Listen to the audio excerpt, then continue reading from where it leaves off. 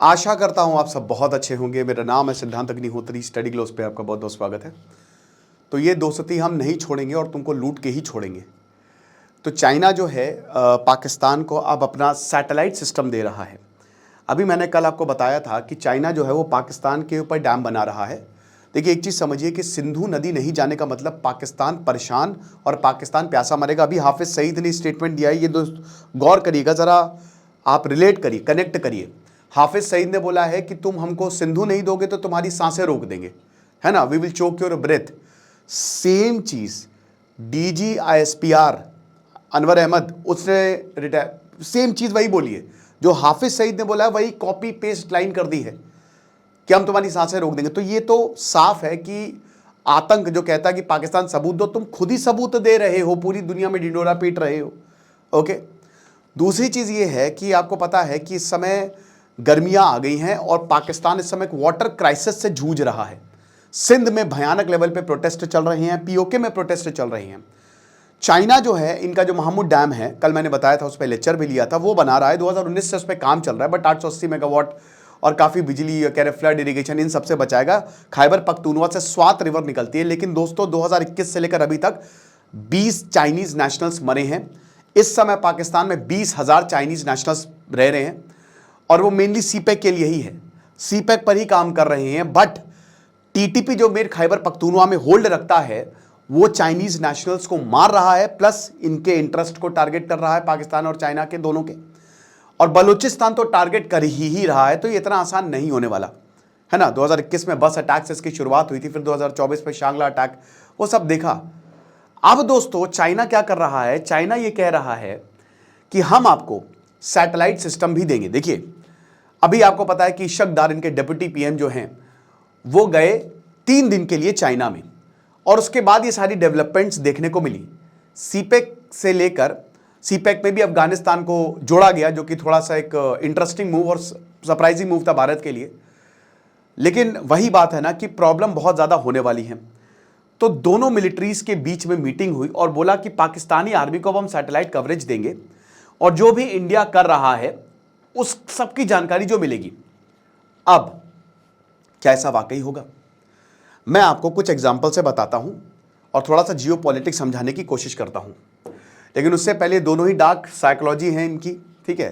तो dark psychology के course की 1 दिन के लिए हमने ऑफर ये निकाल दिया, क्योंकि आप लोगों के मैसेज आते हैं सर प्लीज़ ऑफर दोबारा से, तो पॉजिटिव कूपन कोड यूज़ करेंगे। 500 रुपये का कोर्स है। साइकोलॉजिस्ट डॉक्टर मयूरिका दास ने इस कोर्स को बनाया और चैनल को सब्सक्राइब कर दो फटाक से। मैनिपुलेशन से बच सकते हैं, ये सारे कंटेंट जो हैं आपको मिलेंगे। तो अब क्या है कि पाकिस्तान, देखिए चाइना ने 2014 से पहले जो नॉर्थ ईस्ट है ना, वहाँ पे बड़ी बदमाशियाँ की थी। जो डिस्प्यूटेड एरिया है, चाइना ने वहाँ पे सड़क बनाई। उसका पूरा का पूरा फोकस है ईस्टर्न फ्रंट पे, जो भारत कभी भी खोल सकता है अगर चाइना बदमाशी करेगा तो। जो सिलीगुड़ी कॉरिडोर है, हमको उसको वाइड करना है। इधर भूटान है, इधर नेपाल है, नीचे बांग्लादेश है। तो ये ट्राई जंक्शन है। तो यहाँ ये चोक पॉइंट है बहुत बड़ा भारत का, और वैसे ही चाइना का चोक पॉइंट है स्ट्रेट ऑफ मलक्का। तो 2014 से पहले हमने नॉर्थ ईस्ट में इतना फोकस नहीं किया था, ये सच्चाई है, और बहुत ज़्यादा इंफ्रास्ट्रक्चर वहाँ पे डेवलप नहीं किया था। तो अमेरिका ने ये बोला था, भारत को बताया, दिखाया इनफैक्ट, कि देखिए चाइना अगर चाहे तो अपनी मिलिट्री बहुत जल्दी यहाँ से ला सकता है, क्योंकि चाइना ने एयरपोर्ट भी बना लिए हैं, चाइना ने यहाँ पे रोड्स भी बना ली है, तिब्बत वाला एरिया बहुत कुछ कर लिया है चाइना ने, आपने कुछ किया है। तो उस समय भारत का स्टैंड था कि नहीं नहीं, हम तो डेवलप करना चाह रहे हैं और हम ज़्यादा चाइना को अपसेट नहीं करना चाहते। तो अमेरिका ने ऐसे सर पे हाथ रख लिया, बोला कि भैया ये क्या हो गया। तो फिर अमेरिका ने, क्योंकि अमेरिका का मेन दुश्मन है चाइना, तो चाइना से निपटने के लिए अमेरिका ने भारत कॉमकासा साइन करवाया, लेमुआ साइन करवाया कि हम तुमको सैटेलाइट एक्सेस देंगे, आप इंफ्रास्ट्रक्चर बनाइए। 2014 के बाद नॉर्थ ईस्ट में काफ़ी इंफ्रास्ट्रक्चर प्रोजेक्ट्स लगने लगे। ओल्डी बेग रोड बनाने लगी, ओल्डी बेग रोड बन गई, जो 2019 का बहुत बड़ा एक मतलब 2022 जो गलवान घाटी इंसिडेंट हुआ था 2020 में, वो बहुत बड़ा एक पॉइंट रहा था, ठीक है ना। ओल्डी बेग रोड की वजह से चाइना घबरा गया था, क्योंकि चाइना को पता है कि अगर भारत ने अमेरिका की मदद के साथ यहाँ प्रॉपर इंफ्रास्ट्रक्चर डेवलप कर दिया तो वेस्टर्न फ्रंट तो खुला ही खुला है। 18 देशों के साथ मेरे डिस्प्यूट ऑलरेडी चल रहे हैं, इधर इंडिया अमेरिका को मार डालेगा। हम 2.5 फ्रंट वॉर की बात करते हैं, 3 फ्रंट वॉर की बात करते हैं, अब तो 3 फ्रंट वॉर की बात होने लगी। लेकिन आपको ये समझना पड़ेगा कि हर देश में 2-3 फ्रंट खुले हुए हैं। चाइना में भी 2-3 फ्रंट खुले हुए हैं, पाकिस्तान में भी 2-3 फ्रंट खुले हुए हैं, समझ रहे? तो इसीलिए कोई वॉर नहीं चाहता।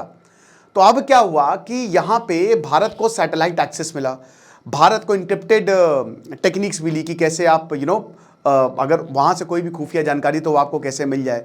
भारत को गजब का कम्युनिकेशन सिस्टम मिला, अमेरिका से हेल्प मिली और भारत ने उस हेल्प को लिया। उसके बाद फिर यहां पे एक एक करके हमने इंफ्रास्ट्रक्चर प्रोजेक्ट्स जो हैं वो डालने शुरू किए, रेलवे लाइंस बनानी शुरू की, नई नई रेलवे लाइंस। अभी मेघालय, नॉर्थ ईस्ट में सिर्फ मेघालय में ही अभी रेलवे लाइन नहीं है, वहां पे रेलवे प्रोजेक्ट अनफॉर्चुनेटली नहीं हो पाया। बाकी सब जगह पूरा नॉर्थ ईस्ट जो है वो रेलवे से कनेक्टेड है। रोडवेज बनानी, सड़क को चौड़ी करना शुरू किया जो भी बॉर्डर एरियाज थे। चार धाम प्रोजेक्ट भी उसका पार्ट था। बीआरओ जो है वो उसको उस पर काफ़ी लंबे समय से काम कर रही है और वो बहुत जल्द पूरा हो जाएगा। इनफैक्ट दोस्तों ट्रेन तो अब अगले 2-3 सालों में दोस्तों केदारनाथ तक ट्रेन चली जाएगी, रुद्रप्रयाग तक ट्रेन चली जाएगी, पूरा चार धाम तक को। तो ये एक तरीके से हमारा इंफ्रास्ट्रक्चर हम बना रहे हैं, क्योंकि नॉर्थ ईस्ट जो है अनफॉर्चुनेटली दोस्तों वहां बहुत ज्यादा ध्यान नहीं दिया गया बहुत लंबे समय से, अब ध्यान दिया जा रहा है, ठीक है, और वो स्ट्रैटेजिकली बहुत है। उसी के हिसाब से हमने अपनी एक्ट ईस्ट पॉलिसी जो है वो बनाई है। तो चाइना इससे ज्यादा परेशान हो गया, बहुत घबरा गया कि भाई ये प्रॉब्लम है। अच्छा, अब पाकिस्तान, अभी ऑपरेशन सिंदूर होता है, कट टू 2025, पाकिस्तान की बैंड बज गई। तो चाइना ने कहा कि देखो चिंता मत करो, सब कुछ आजकल सैटेलाइट से चलता है, तो हम तुमको यही सैटेलाइट जो अमेरिका ने भारत को दिया, हम तुमको यही सैटेलाइट एक्सेस देने वाले हैं। लेकिन इसमें 2-3 चीजें हैं। यह बात साफ हो गई है कि जब पाकिस्तान भारत पर हमला कर रहा था, जब भारत ने हमला किया और जब पाकिस्तान हमला कर रहा था, तो चाइना के एक्सपर्ट्स बैठे हुए थे, वो उनको ये बता रहे थे कि मिसाइल कैसे, PL-15 की मिसाइल जो है, जिसका जो पूरा एकदम साबुत जो है वो बरामद हुई है, जो दिल्ली तक मारी थी इन्होंने, है ना, हमारे डिफेंस सिस्टम ने निष्क्रिय कर दी थी। मिसाइल से लेकर सैटेलाइट से लेकर डिफेंस सिस्टम तक इनको गाइड की जा रही थी। अब इनका HQ-9 डिफेंस सिस्टम हमने तबाह कर दिया।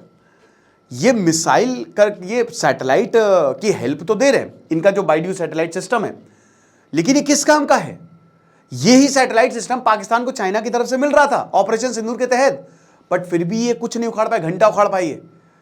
तो इसका मतलब ये है कि ये किसी काम का है नहीं। अब मैं आपको एक और चीज बताता हूं, चाइना ने हवा क्रिएट किया हुआ है। यह मैंने आपको कई बार बताया है कि चाइना की आर्मी बहुत वीक है।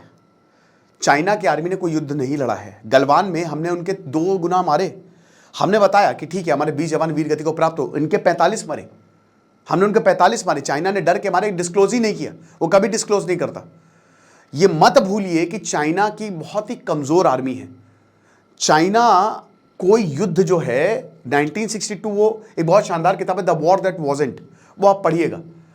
उसमें साफ साफ ये है कि भारत 1962 का वॉर भी जीत जाता, बट अनफॉर्चुनेटली पॉलिटिकल लीडरशिप वैसी नहीं रही हमारी और बहुत सारी गलतियां की हमने, राइट।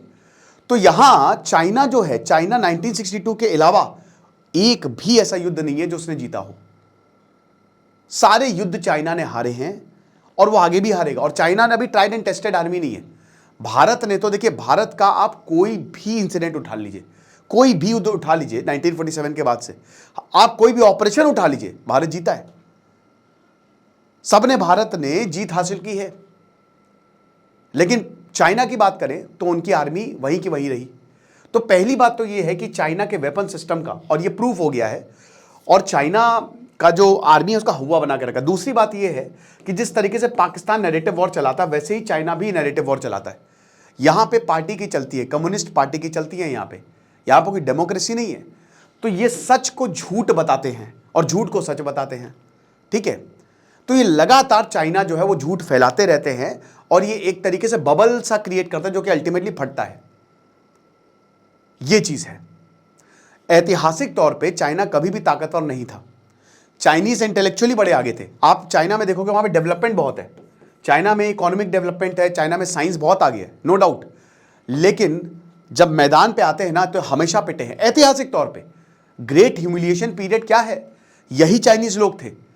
लेकिन यही चाइनीज लोग 20th सेंचुरी में हर एक वॉर हारे थे। जापान तो आके इनको जिंदा जला दिया था, आज तक जापान ने माफी नहीं मांगी है। जापानियों से तो इतना 100 साल तक ये 5 देशों से युद्ध हारे, पूरी दुनिया ने नोच खाया, हर चाइनीज भिखारी हो गया था। जब यहाँ पे सिनाई रेवोल्यूशन 1911 में जो रेवोल्यूशन आया, ठीक है, सन यात सेन आए, वो इसीलिए वजह से, ये जो चिंग डायनेस्टी थी ना, इसने बर्बाद कर दिया था पिछले 100 साल। ग्रेट ह्यूमिलिएशन पीरियड था ये चाइना के लिए, और आज भी वही है। चाइना की आर्मी कभी सक्सेस हो ही नहीं सकती, सच्चाई तो ये है। बैटल ऑफ रजांगला, शैतान सिंह ने, उनकी 120 लोगों ने तबाही मचा दी थी, चाइना को हरा दिया था अकेले दम पे, कुछ नहीं था हमारे पास। तो ये अपना डिफेंस सिस्टम दे रहे हैं, डिफेंस सिस्टम कह रहे हैं, अपना सैटेलाइट सिस्टम दे रहे हैं। और भारत ने भी 10 सैटेलाइट्स जो है वो, अब देखिए इंडिया भी बहुत कुछ कर रहा है, भारत ने अपना नाविक बनाया है, और भारत ने 10 सैटेलाइट जो है वो पाकिस्तान के ट्रूप मूवमेंट को देखने के लिए लगाए हैं। और आपको पता है कि यहां इंडिया जो है जो कर रहा है वही सेम चीज कॉपी पेस्ट पाकिस्तान कर रहा है। तो चाइना इस समय सैटेलाइट हेल्प तो पाकिस्तान को दे रहा है, लेकिन ये कितना मददगार साबित होगा ये देखने वाली बात है। जब सीज फायर के बाद भी ड्रोन्स आए थे, सीज फायर तो वैसे हुआ नहीं है टेक्निकली अभी तक, लेकिन जब एक अंडरस्टैंडिंग के बाद ड्रोन्स आए थे, तो ड्रोन्स सिर्फ और सिर्फ भारत के सिस्टम को भांपने के लिए थे कि भारत कितनी देर में अटैक करेगा, भारत के सिस्टम कहाँ कहाँ है, समझ रहे? ये कोई अटैक करने के लिए नहीं आए थे, बाद में ड्रोन से आए थे। लेकिन वही है ना कि आप कुछ भी कर लो, इंडिया ने अपनी एफिशिएंसी साबित कर दी है वॉर में, और उसी का नतीजा ये है कि भारत के प्रोडक्ट्स की डिमांड, जो डिफेंस प्रोडक्ट है, उसकी लगातार बढ़ रही है। अब इंडोनेशिया और अफ्रीका जो है उसने थोड़ा सा इंटरेस्ट दिखाया कि ब्रह्मोस को लेकर, तो अभी बहुत कुछ होना बाकी है। बाकी जो होगा हम आपको बताएंगे। स्टॉक साइकोलॉजी के कोर्स को आप अवेल करें, डिस्क्रिप्शन कमेंट बॉक्स में लिंक दिया है। खुश रहिए, पढ़ते रहिए। दिस इज सिद्धांत अग्निहोत्री साइनिंग ऑफ।